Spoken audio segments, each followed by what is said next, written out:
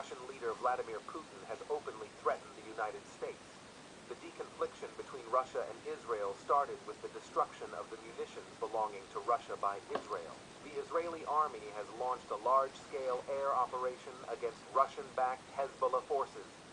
The Israeli military's targeting of Russian-backed Hezbollah forces located within the borders of Syria has led to further deceleration of tensions between Russia and the United States.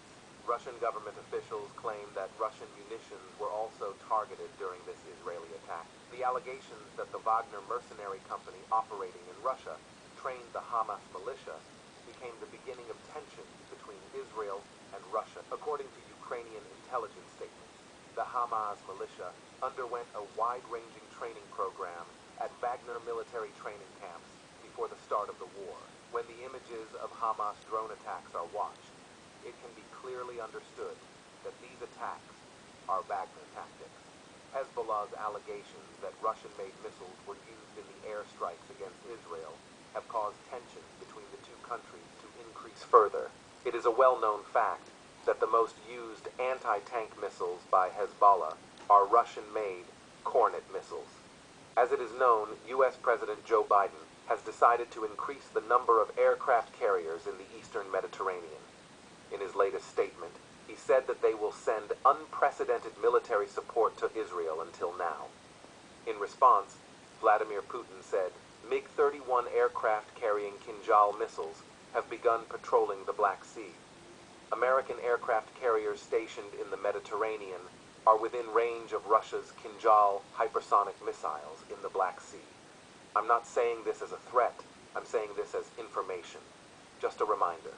Shortly after this verbal altercation between the United States and Russia, the Israeli army carried out an airstrike on Hezbollah forces located within the borders of Syria. But the main interesting thing is that the ammunition and weapons destroyed in this attack belong to Russia. The Israeli army has targeted several areas along the Syrian border in order to prevent Hezbollah's airstrikes on Israel. Many areas belonging to Hezbollah forces, such as army buildings, military outposts, and training camps, are being hit by the Israeli army. However, it is said that a large number of Russian-made weapons and ammunition were destroyed at the police station belonging to the Hezbollah militia, which was heavily damaged in the latest Israeli airstrike. According to statements by Russian opposition officials, the main reason why tensions between Israel and Russia have risen so much is that Israel has made Russian munitions a target. However, the Russian government does not seem to be able to explain this, as it cannot officially provide any military support to Hezbollah forces. The Israeli army has to hit areas belonging to Hezbollah forces on the Syrian border. However, the fact that Russian weapons and ammunition are located in these military outposts does not concern Israel. It is a matter of great curiosity whether Israel, which is in a state of war, deliberately shot down Russian munitions. He had previously raised this issue in Turkey, which has been fighting a war within the borders of Syria for many years. The Turkish government, which stated that the organizations operating within the borders of Syria were armed by Russia, had experienced tension with Russia on this issue. However, the Russian government has denied Turkey's statements. It is a well-known fact that Russia provides military support to Syria. However, Russia is said to have sent artillery systems to Syria after the Israeli military recently carried out airstrikes on military airports in Damascus and Aleppo. Do you think this war between Israel and Hamas will lead to the start of a new Cold War between the United States and Russia? The Russian government has made a recent statement that they will send aid to Gaza. Now it has been announced that a Russian plane carrying 27 tons of humanitarian aid supplies for the population of the Gaza Strip has reached Egypt. It was stated that the cargo will be delivered to aid organizations located in Egypt for delivery to Gaza.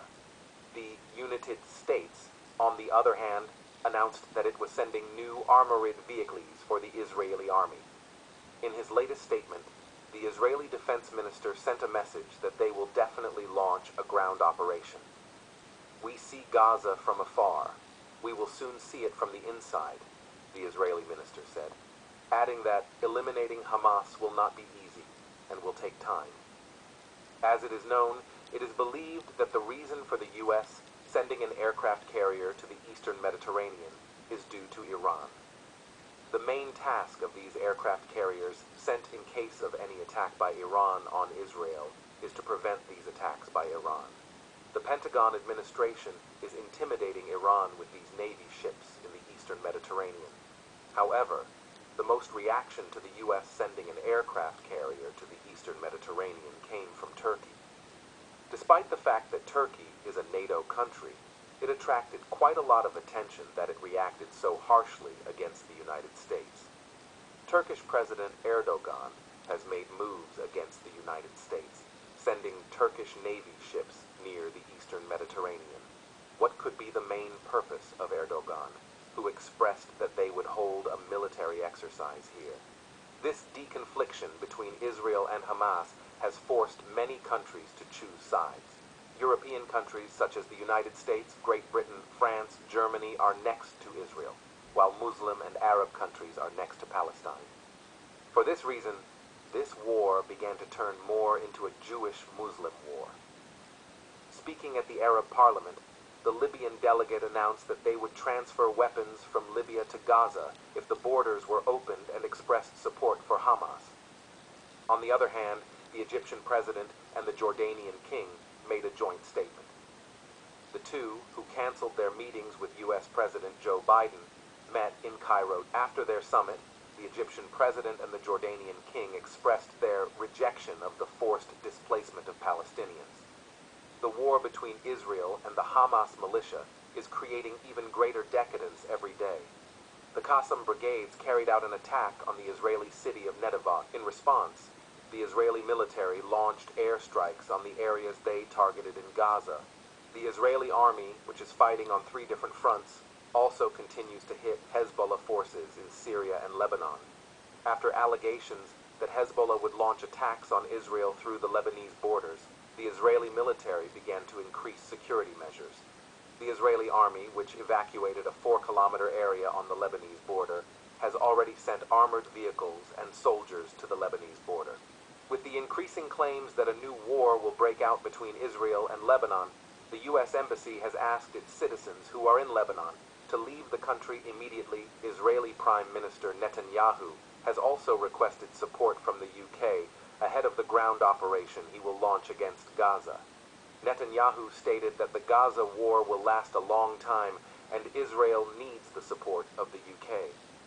During his speech, Netanyahu expressed that they would not back down, said that they would defeat Hamas and release the hostages. Israeli Prime Minister Netanyahu said that the whole world must unite to eliminate Hamas, and that the war against Hamas is not only Israel's war, but the entire world's war.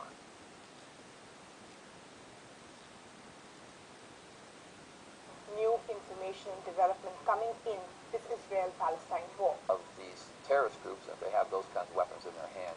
What weapons did they use, and where did they get them? The recent attack by Hamas on Israel, which killed hundreds of civilians, sparked a new round of violence in the Middle East, has raised questions about the role of foreign actors in the conflict. While many countries have condemned Hamas's actions and expressed support for Israel's right to self-defense, some major powers have remained silent or ambiguous. Russia and China, in particular, have refrained from openly criticizing Hamas or calling for an end to the hostilities. This has fueled speculation that Russia is either tacitly or actively supporting Hamas, or at least benefiting from the diversion of attention from the war in Ukraine. So, is there any truth to this? And what are the implications for regional and global security? Join us as we discuss how Hamas has been spotted with Russian weapons. The recent attack was launched from the Gaza Strip, a small, densely populated area covering only 140 square miles, or about 360 square kilometers. This territory is unique in its geography, bordered on 2 sides by Israel and on the 3rd side by Egypt. Despite its proximity to the Mediterranean, it remains a region marked by poverty and limited resources. The situation in Gaza has been dire for almost 17 years. It all began when Hamas took control of the area, a development that prompted Israel and Egypt to impose strict blockades on the territory. This isolation continues to this day. Furthermore, Israel has maintained not only land, but also air and naval blockades around Gaza. They've also implemented a comprehensive surveillance network in the region. And so, in light of these circumstances, a fundamental question has been asked. How did Hamas manage to amass such a considerable stockpile of weaponry? This arsenal allowed them to orchestrate highly coordinated attacks, resulting in over 1,200 casualties in Israel and leaving thousands more injured. Meanwhile, Hamas has continuously launched rocket attacks on Israel. So where did Hamas get these weapons from? Recent reports revealed that Hamas has been using weapons from Russia, Iran, and North Korea, including modern systems like the Kornet anti-tank guided missiles. And this has fueled the presumption that Hamas has been preparing for a large-scale attack on Israel for a long time. The Kornet is a laser-guided missile that can penetrate up to 1,200 millimeters of armor and has a range of up to 5.5 kilometers and can be fired from a tripod or a vehicle. It is considered one of the most advanced anti-tank weapons in the world and has been used by various armed groups in Syria, Iraq, Libya, and Yemen. Also, over 2,200 unguided rockets were used in the initial attacks on Israeli cities, according to Israeli officials. Additionally, there were numerous suicide drones and various portable weapons in the possession of militants. These included rocket-propelled grenades, anti-aircraft missiles, sniper rifles, and machine guns. Some of the equipment found are particularly interesting. For example, after the Hamas incursion from Gaza in June 2021, a video surfaced online showing a PG-7BR resumed tandem-charged rocket-propelled grenade with an explosively formed penetrator. This is a special type of RPG that has two warheads, one to detonate the reactive armor of the target and another to pierce through the main armor with a metal slug. While this anti-tank grenade was introduced into service in the USSR in 1988, its spread was halted after the collapse of the Soviet Union. Furthermore, its service life is only 15 years. The fact that Russia supplied this uncommon RPG-7 to the Middle East is evident in photos from Syria, where the PG-7BR Resume was seen in 2015. Once in Syria, it's very easy for these weapons to fall into the hands of various militarized groups and terrorist organizations. Some experts believe that Iran may have played a role in transferring these weapons to Hamas as part of its support for the group. There are also pictures that show groups of soldiers in a formation visibly operating a Kornet anti-tank guided missile. Notably, in 2011, Israel lodged an accusation against the Russian Federation, asserting that this anti-tank system had been supplied to Hamas. The allegation stemmed from a Kornet missile striking a school bus. In addition to these incidents, Hamas also used older ATGM systems like Faggot and Conkers. They have not introduced anything new in this regard. Furthermore, in addition to original Russian anti-tank systems, Hamas also used Iranian replicas of Russian weapons and North Korean Bullseye-2 ATGMs. In addition to portable anti-tank weapons, Hamas militants have equipped themselves with man-portable air defense systems, or MANPADS. The first sightings of these MANPADS date back to 2012, as documented by the Israel Defense Forces. During that period, there were suspicions that the Soviet Strela-2 had made its way into the Gaza Strip. Since then, there has been a significant increase in the number of MANPADS in the possession of militants. These MANPADS not only include the Strela-2, but also more modern systems like the Russian Igla, which has a range of 6 kilometers and a maximum altitude of 3.5 kilometers. It is more accurate and resistant to countermeasures than the Strela-2. The Chinese QW, which is a copy of the Igla with similar performance characteristics. It also has an Iranian version called the Mysog-1 and the North Korean HT-16 PGJ, which has a range of 5 kilometers and a maximum altitude of 4 kilometers. It is based on the Chinese QW and was seen in Syria before reaching Gaza. Hamas has also been seen using a variety of missiles, some of which are Iranian-made, such as the Fajar-3 and Fajar-5, and Syrian-manufactured M302 missiles. Another interesting development is the technological progress achieved by Palestinians in the manufacture of their own missile systems. In the past, their missiles appeared to be assembled from basic materials, resembling improvised devices. However, more recent missile designs show a remarkable transformation. They now resemble mass-produced weapons, crafted with a higher degree of mechanization and the use of sophisticated machine tools. This suggests that they may have acquired advanced manufacturing capabilities, possibly with external support or resources. It is clear that these are definitely not some made-in-garage missiles, unlike Mudabar-1 anti-aircraft missiles, which are improvised from old Soviet rockets and have a low success rate. The sophistication of these weapons raises intriguing questions about their origin, manufacturing, and distribution. It is possible that these weapons came through sea smuggling. Hamas has used boats and ships to smuggle weapons from Iran, Sudan, Libya, and other countries. In some cases, Israel has intercepted and seized these vessels, such as the Karine A in 2002, the Frankop in 2009, and the Klaus C in 2014.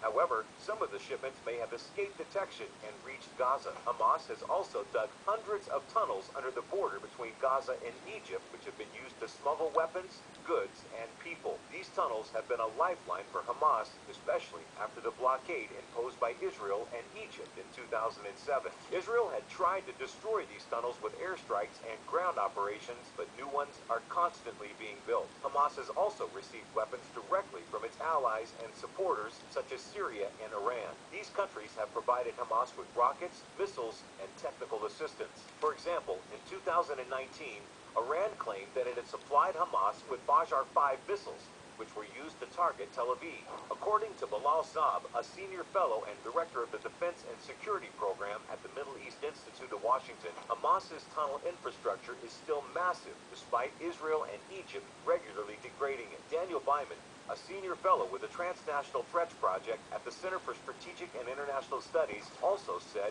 Hamas has received arms from Iran smuggled into the Gaza Strip via tunnels. This often included longer-range systems. Israel has been trying to stop the smuggling of weapons and other goods through tunnels under the border between Gaza and Egypt for years. Israel considers the tunnels a threat to its security, as they allow Hamas and other militant groups to obtain rockets, missiles, explosives, and other weapons that they use to attack Israel.